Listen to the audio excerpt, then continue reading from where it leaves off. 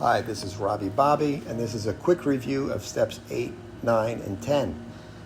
So step 8 has two parts, and the first part is making a list of people that we've harmed. And that information should come straight from the step 4 inventory. Because in the step 4 inventory, we're listing our character defects.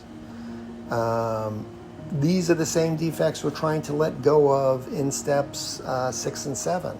Now, why are we trying to let them go in 6 and 7? Because they cause harm. That's why.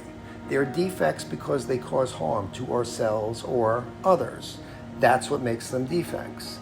So when defects are listed in step 4, generally you're going to write about and list the people that you've harmed by those behaviors. So step 8 is essentially, the first part is already done. If you've done a thorough step 4, you're just transferring those names over. The second half of step 8 is become willing to make amends to them all. And of course, the all becomes a problem for most people, as it did for me, because you look ahead to step 9 where it says that we have to make this direct amends. That means face to face. And most people have the same reaction of, oh, there's not on this one or not on that one. Some people, no problem, I can make a direct amends. But other people, it's going to be difficult. And the alternative to making a direct amends is to make a living amends. And a living amends is simply changing your behavior, which you have to do anyway, because an amends is a commitment to change your behavior. It's not just saying you're sorry, right? You're not just saying sorry. An amends is a commitment to change your behavior. So you have to do a living amends regardless. So the way I see it, that living amends should start as part of step 8. In other words, how do you know you're willing to make amends? Well, start changing your behavior.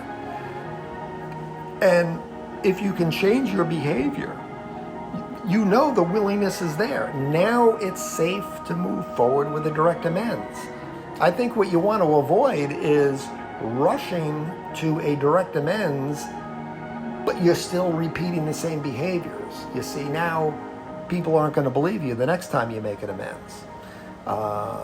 Especially if it's a harmful behavior that's recent and current. Let's say you're going to make an amends for being judgmental and critical.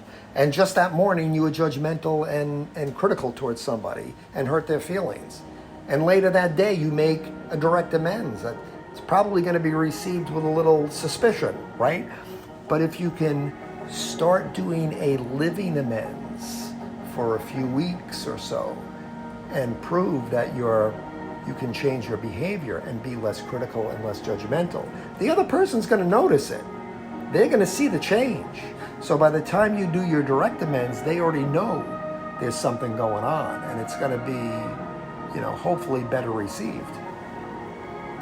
So once you see that you've been living your amends and you're confident that you can live that amends, then you make your direct amends, which again is a commitment to change your behavior.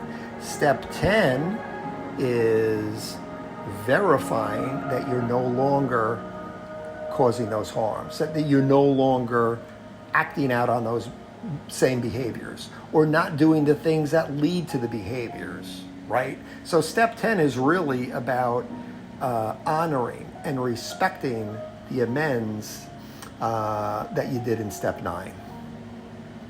I'm Robby Bobby. Thank you for listening, and keep coming back.